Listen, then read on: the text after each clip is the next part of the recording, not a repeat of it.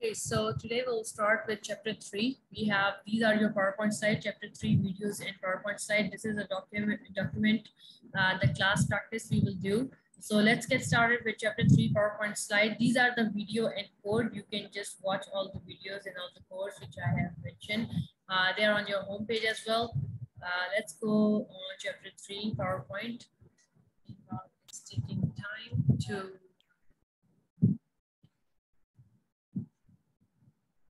Chapter 3 is selection statements. Selection statements we have as like if else, if. The terms are different from Python. In Python, you will see elif. You will see a difference of the syntax. The concept remains the same. It's the exactly the same concept you have learned in Python.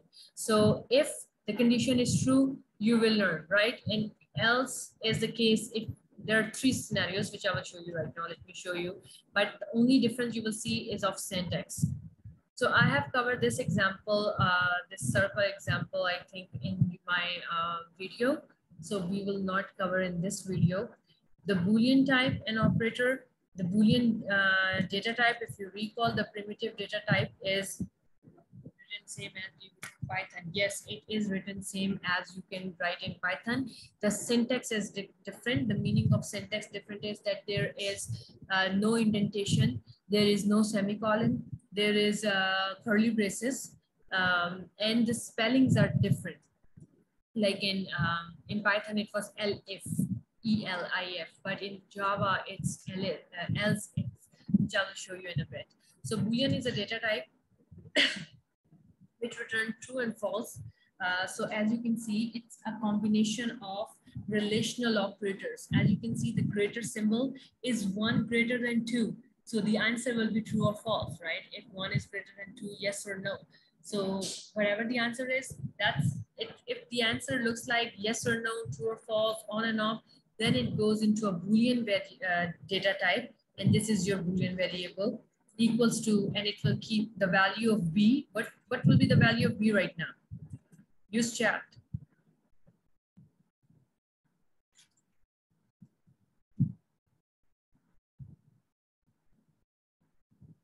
False.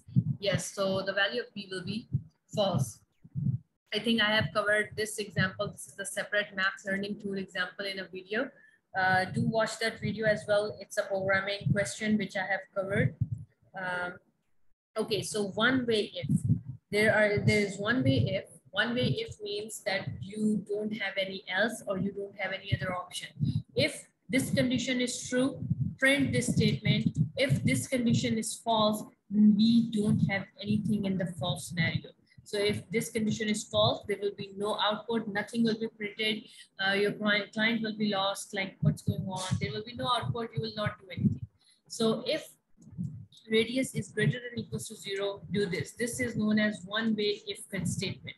Like if this is true, then print this. If this is false, we don't want to do anything.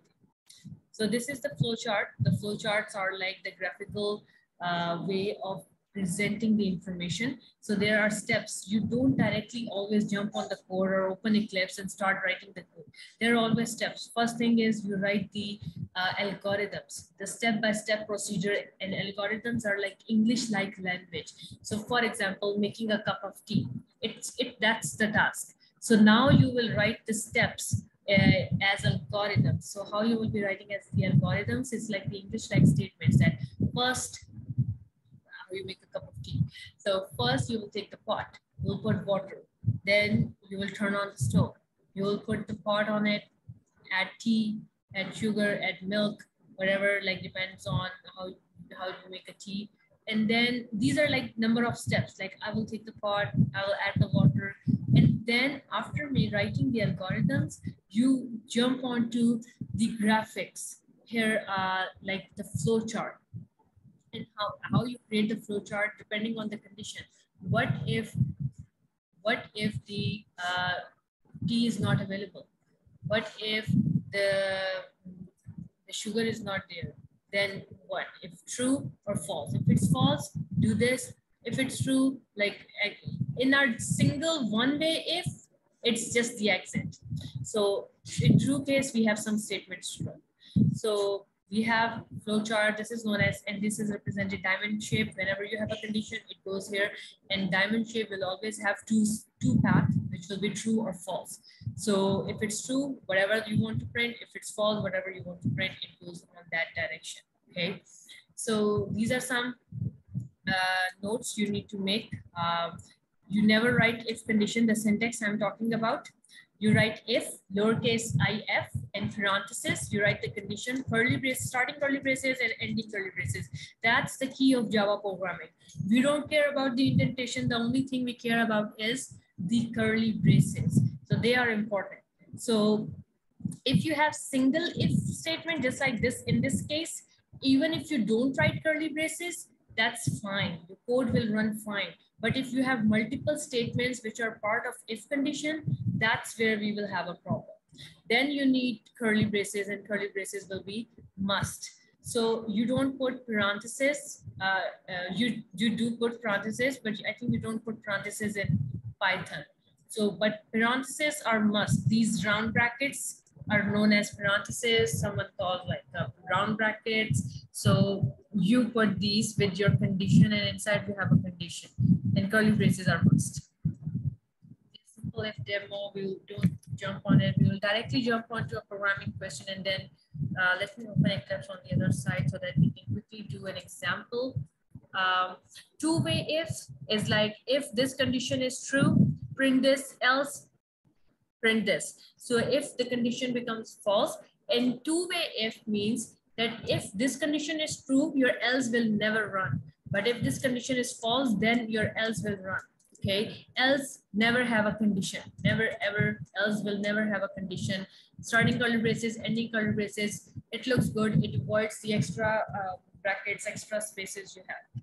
Same flowchart, similar kind, you have the decision box where you have a condition. If the condition is true, if the condition is true, like if your if condition is true, it goes here, print the statement, else print these statements and exit the code. So in the both scenarios, after printing whatever the scenarios is, statements are, it will exit the code at the end. Any questions so far? Shoot in the chat. It's the same thing you have done or learned in Python. Anything you see new other than the syntax, do let me know. Anything which is confusing, do let me know. This is the example which I think the code started. You have seen, I think, in the last class. So if the radius is greater than 0, calculate the radius. Else, say negative input, print something, enter a different value for radius, just to guide the client, your user, that your input is wrong. Like what your code looking for is a radius greater than 0. Don't put a negative number in the input scene. So this is your two-way if condition. Now we have multiple alternative if statements. So multiple way of writing if statements are, you have else if conditions. So this is what I was talking about. No elif, else, space, if, parenthesis, and condition. As you can see, there are no semicolons at the end of the condition. Semicolons are with your system.out.print statement, not with the end of if condition. So it's just going to give you a little hard time coming from Python. So no semicolons at the end of if conditions. Parenthesis, same with else if. And you can have multiple else if, doesn't matter. You can have only one else if, depends. And else at the end. So if none of these conditions are true, at the end you will have else and it will run the statement.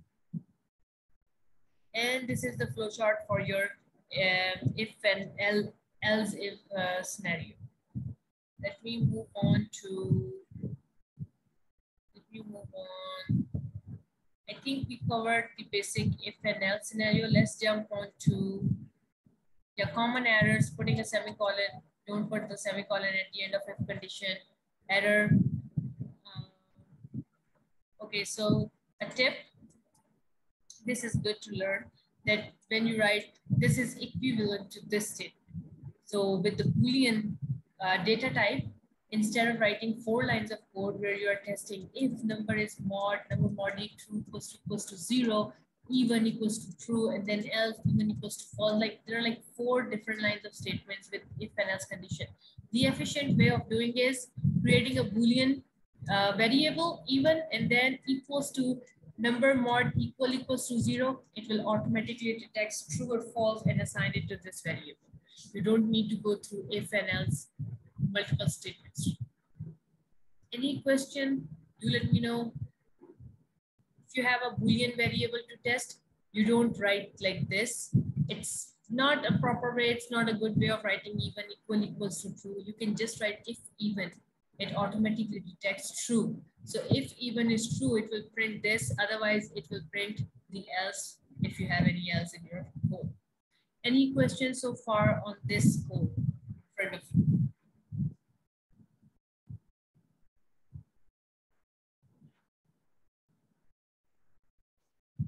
No questions? At least write no questions.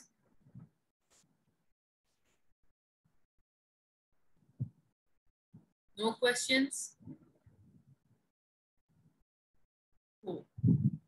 It's the same thing you have seen in Python. If there is something new, I will definitely tell you that this is something new from Python. Usually I was teaching last quarter as well, like Python. So it was quite the same. And I was like, I was just teaching the same thing to my Python students. And when I was teaching it to Java students, the same concept, because every week you go same by same, right? So if you have week 3, Python will also cover if and else conditions, and Java students are also doing if and else conditions. So like if you're Java 1, you already took Python, and I just said everything, the same thing in my Python course as well. So logical operators. Before jumping on to if and else mystery, I need to keep track of the time as well. Logical operators, take a look. You have seen in the expression quiz or in your expression examples, logical operators are another type of operators. This is not, and, or, an exclusive or. We don't use exclusive or in Java 1 that much, so you won't see this exclusive or in any of your programming scenarios. But if you want to use in your programming solution, you're fine, you're open, you can use it. What not operator does, it makes true whatever the statement is true. If you have that not operator with it, the answer will be false. So it just do the reverse of whatever the condition you have or the answer you have. And operator or operator, let me show you. This is not. So if this is true, it will make it false. If the answer is false, it will make it true. So this is an example. As you can see, assume age is 24, weight is 140. This is the scenario given. So if age is greater than 18, what is age? 24?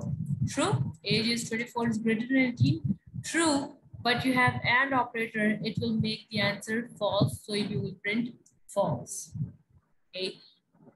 And over here as well, weight equals to 140, and you said weight equals to 150, and the answer is false. And then this and operator, not operator, will make the answer true. Any question on this? This is your not operator. It's the simplest one. If your answer is true, it will make it false. If your answer is false, it will make it true. This is your and operator. What and operator does, and operator says that both of the sides must be true for the answer true. So if any of the side is false, it means the answer is false. So if both of the sides are false, answer is false, false, true, false. True, false, false. The only thing we have true is when both sides are true, the answer will be true. Take a look at these examples if you have any questions.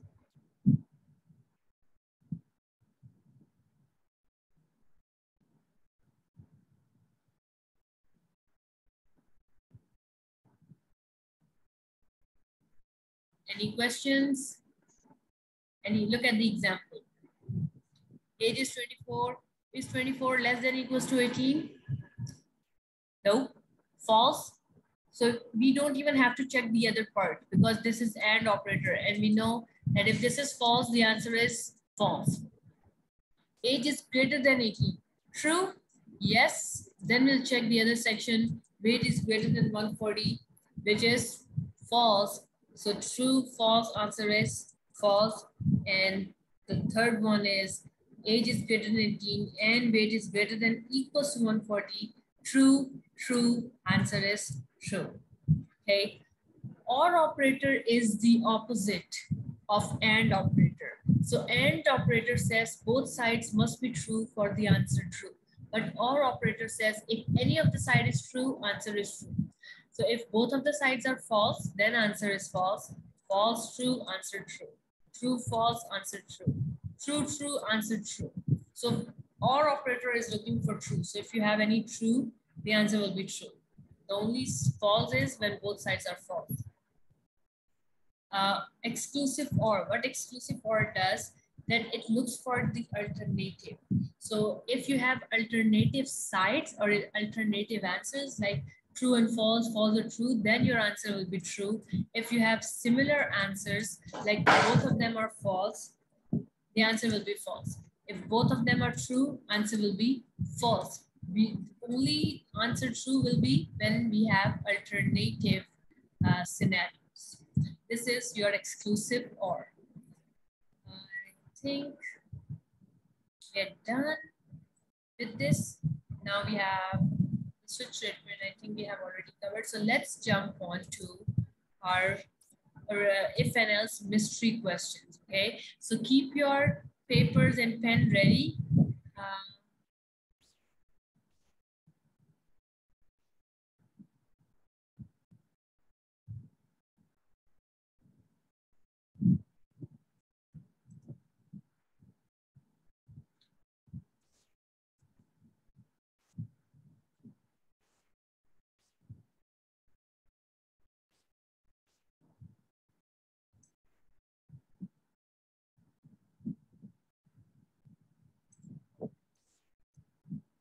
Okay, trace this output. Trace the output.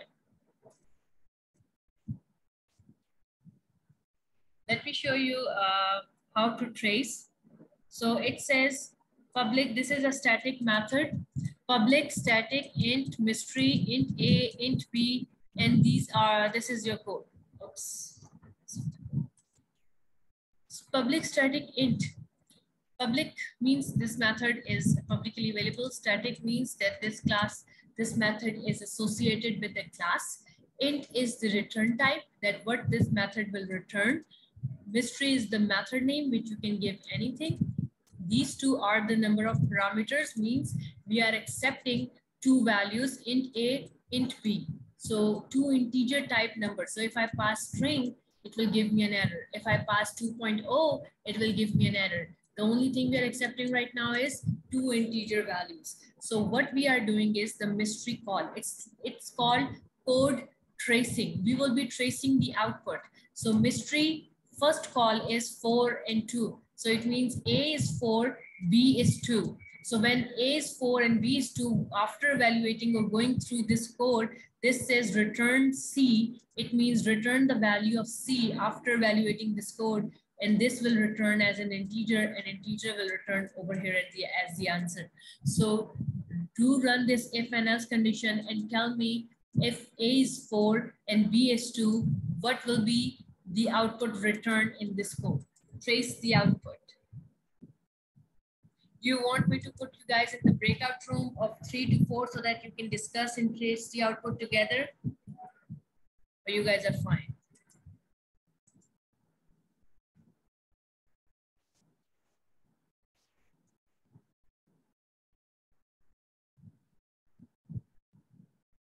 Okay, 4 is the correct answer.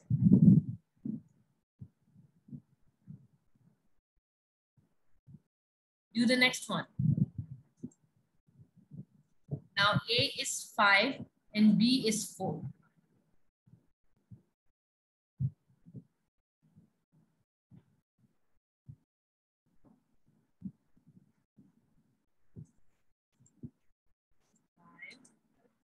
Yes, 5 is the correct answer. Do number 3. Number 3. A is 5, B is 13.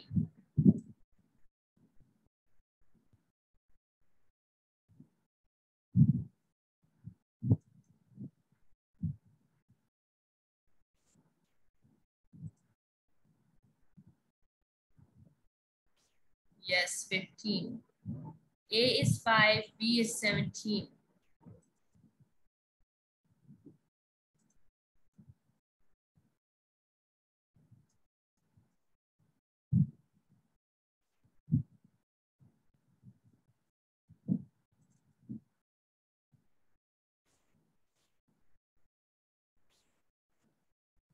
$20, correct. Last one.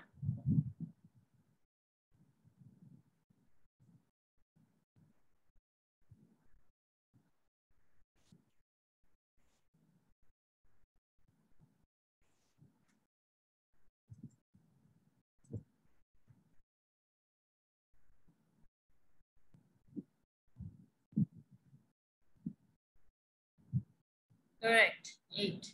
Now let me stop the share. Let's do another example. Take a look at this code. Now you have only one parameter in n, so you're passing -5 and value return. Trace the output, what will be the output?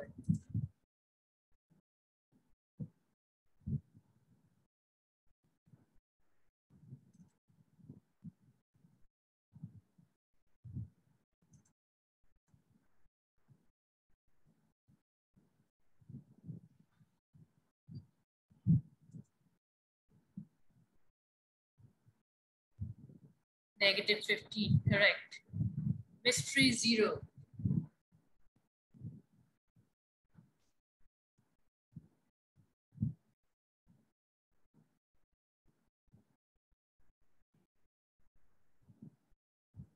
Mystery 0, what's the answer?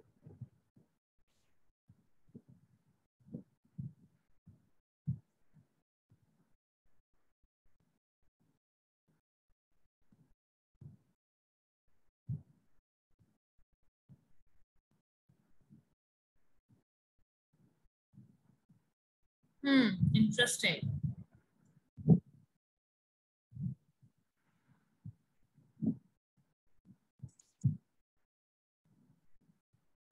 Let's do mystery 0. N is 0. And we start with it. N is 0. Is n is less than 0? No. We'll go in else. N equals to n plus n equals to n plus 3. N is 0, 0 plus 3. So your n is equals to 3. But you have multiple if condition. You have second if. You need to check. Doesn't matter if this is run, this is done. So you have another if. Now you will check. N mod 2. 3 mod 2 equals to 1. Yes. 3 mod 2 equals to 1. True or false? Yes or no? 3 mod 2.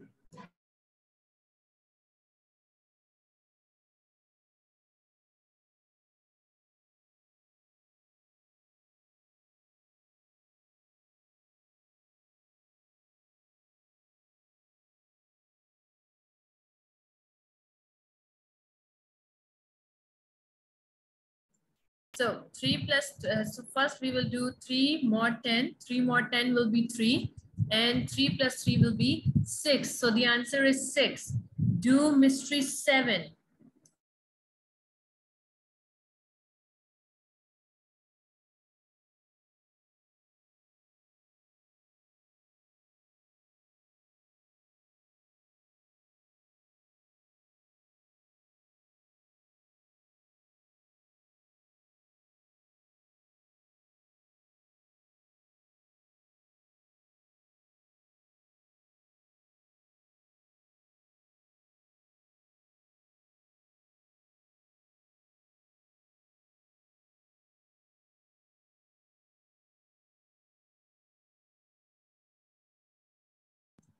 If correct, number 10.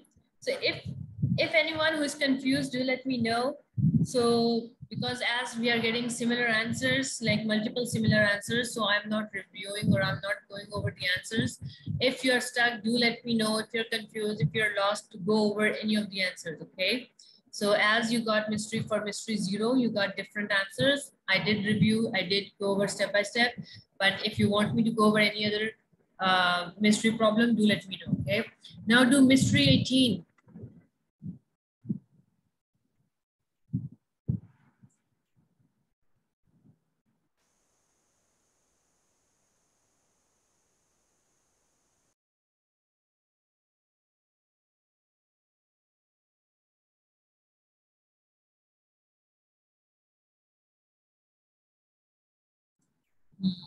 Yes, 22.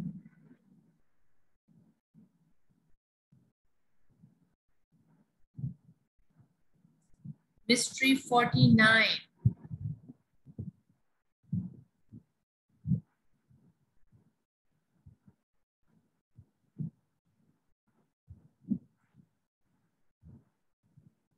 Good job.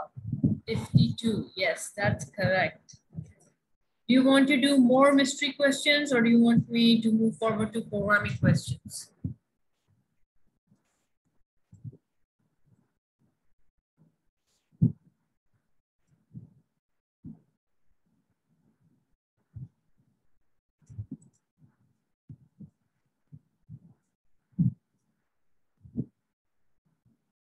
Moving on. Okay. Anyone else? You want me to shoot a poll?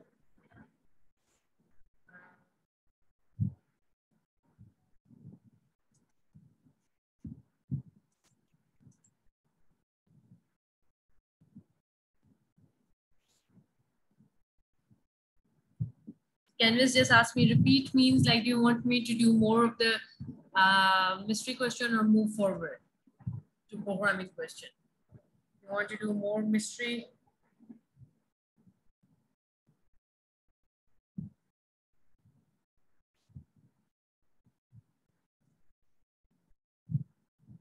Okay. Here, 6 students says repeat. 12 students says move forward.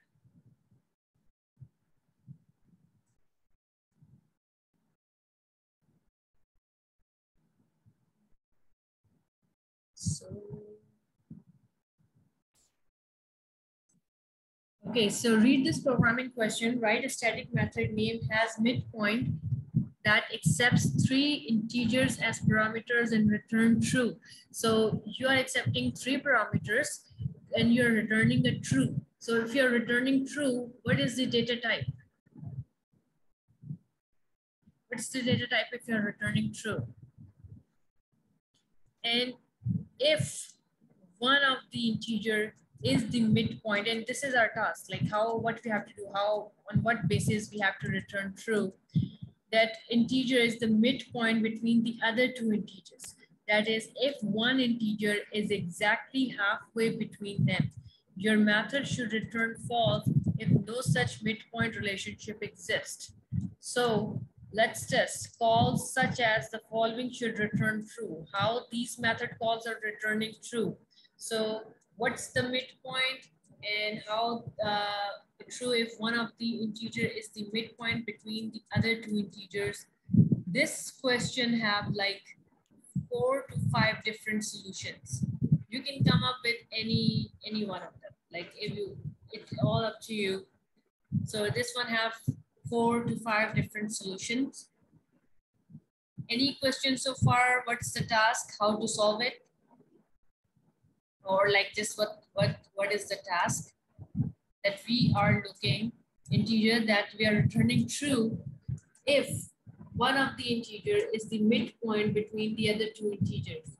That is, if one integer is exactly halfway between them, your method should return false if no such midpoint relationship exists. These are the false one if you pass these values, and if you pass these values, you are getting a true answer. Anyone who is confused? First of all, how to calculate the midpoint?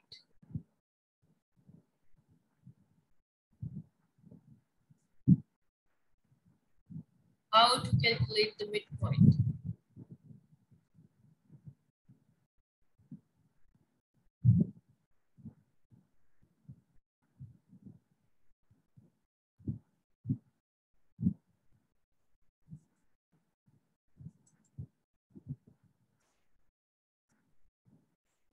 Yes, the midpoint is the same as the average of the values, average of the two values. So how you calculate the average? You add all the numbers and divide with number of numbers you have, right? So that's how you will be calculating the midpoint as well. So you will add all three numbers and divide with number of total numbers, also. 1, 2, 3, so divided by 3. And if the answer is equals to any of the numbers, it means the answer is true. So as you can see, 3 plus 1 plus 3, what is the answer? 7. 7 divided by 3, what do you get?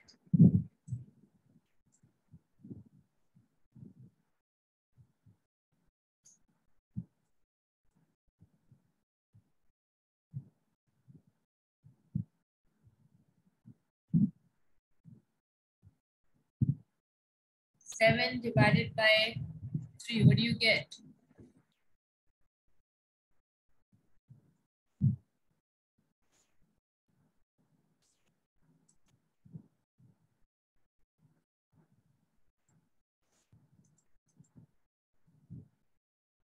How you're getting 3? 7 divided by 3, it's the division. 3 2 times will be 6. So the answer will be 2. So then whatever the answer is, do you see 2 in any of the numbers? No, that's why the answer is false.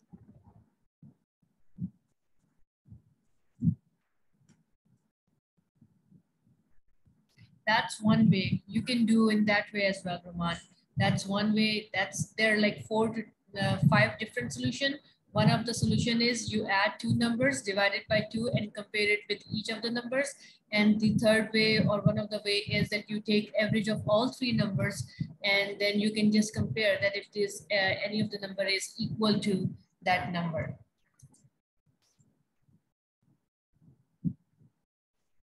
You can also use math.max and math.min numbers.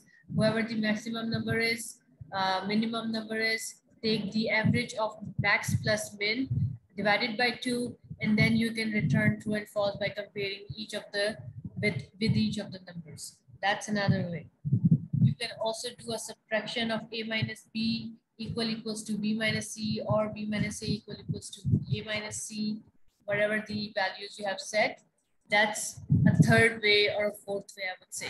So there are like 4 to 5 different solutions you can do.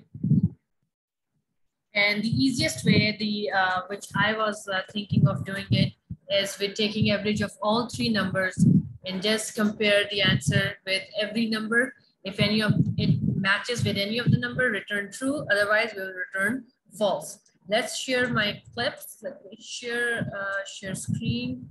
Where's my clips?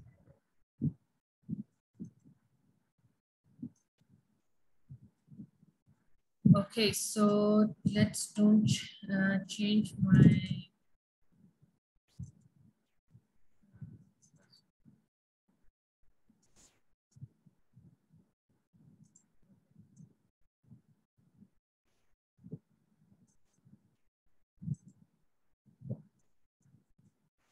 Okay, so public static void main string square brackets arguments starting curly braces, ending curly braces. Okay, so as we are about to write a static method, static methods are always declared outside of the main method. This is where your main ends. And this is where your class ends. So static methods are outside of main, but inside of class. So we can declare it over here somewhere. Public, that's how you declare. We don't care about the encryption right now. So we are making our method as public. You will go in 143. There, the first class, the first week is about the encryption, setting your fields and methods as public and private. So right now we don't care, we have public. As we are writing a static method, so we will use static keyword. Static means this is associated with the class, not with the objects. The detail of static method will be discussed like again during the first week of classes on objects, because this is chapter, the concept of this is chapter 8 of this book which you are studying right now. So but we are at the start, so just follow, go with the flow. The only thing I can tell you, which will also sound complicated, is this is associated with the class, not with the object, which will give you more understanding when you study chapter 8. Then you write return type, void if you don't have a return type. But according to our question, we are returning. In our question, it says return true and false. It means we have a return type. It means we will return something. And what we have to return according to our code, which says Boolean, which is the return type. Then you write the method name. So our method name is has midpoint. You can give any method name. It depends what your method name relates to. Set as capital. In open close parentheses, inside of these open close parentheses, you write the number of parameters, number of values or data with data types you are accepting from user. So according to our has midpoint, it says accept 3 integer values and return true and false if any of the values is the midpoint of each other, right? So 3 integer values, it means int A, comma, int B, comma, int C, 3 integers. And starting curly braces, enter ending curly braces. Curly braces are very important. Right now it says there is an error, but that's not the error. It will keep showing you the error as long you don't return a Boolean. So as you say return Boolean, this error will be gone. So you don't worry about the error as you declare the statement. Now, according to our code, what we have to do is we are calculating the midpoint, right? To calculate midpoint, what we are doing is we are doing the easiest way, which I saw, is A plus B plus C. Put everything in parentheses and divided by 3. Is it going to be 3 or is it going to be 3.0? As I want to keep the decimal, I will say 3.0. And as you can see, there's an error. When you write an expression, it means you need to assign it to someone as variable. And as I have set it to double, I have to declare a double variable, and the name is midpoint. So this is the actual answer. This is like the midpoint of your values, whatever the values user has passed. This is how you calculate the midpoint. You add all the numbers and divide it with total numbers. According to our program, what we have to do is the midpoint, whatever the answer you get, equals to A or B or C. So if it's equals to A, B, or C, return true, right? So if it equals to A or B or C, return true. So that's how you will be doing. So we will write if condition, if A equals to midpoint, or B equals to midpoint, or C equals to midpoint. So if any of the midpoint is equals to any of the variables, return true. Else, what will be the answer? Return false. As you can see, the error is gone because I have already returned the values. So my values are returned. This is just one way. There is a 1-line solution as well. There is a 2-line solution, and there is a 4 to 5 lines of solution as well. Depending on which solution just popped up in your mind and you want to pursue that one, okay? So after writing the static method, if I run my code, there is no output. There will be no output. The reason is my main method is empty. The only thing compiler do is run the main method. So if it runs the main method, there is nothing inside. it will print anything. Doesn't matter what you have in your class. If you have hundreds of static methods, doesn't matter. It will not print anything. Even if you have system.out or println statements in your static method, it will not print anything because you're not making a call to the main method. To run your static method, this is method declaration. You have declared the method. Now you need to call the method. To call method, you just call the name. You say, hey, make sure the spellings and the caps are similar, has midpoint parenthesis. Now, if I say has midpoint, open, close parenthesis, because this is a method, it's giving me an error. The reason it's giving me an error is that this is not an empty parenthesis. This parenthesis are asking for 3 integer values. So you need to send 3 integer values. So let's test our code.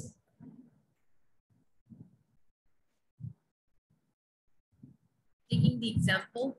So if I run this code right now, as I have already made a call and everything, still this will not print anything. If I run the code, there will be no output. It will compile, it will run for bugs, the debugging, but no output on the console, as you can see.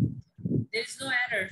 The reason is you're not using system.out or println statement. As long as you don't have that, it doesn't matter, you're returning, you're calling, you're printing, it won't print anything on the console. To make it print, because I don't know what's the answer, you can put the method call inside your system.out.println statement.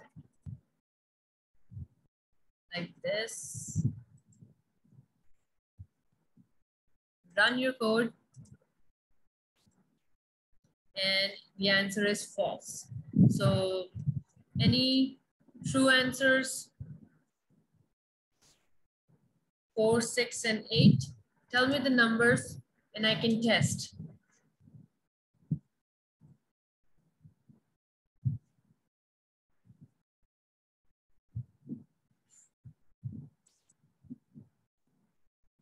One tested true, one tested false. That's how you arrive. That's the answer. Any questions so far? Use the chat. Ask the questions.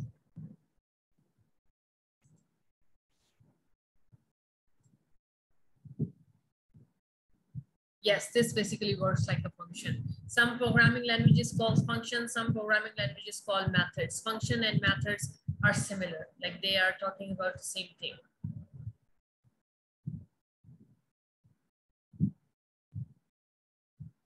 Questions, questions, questions.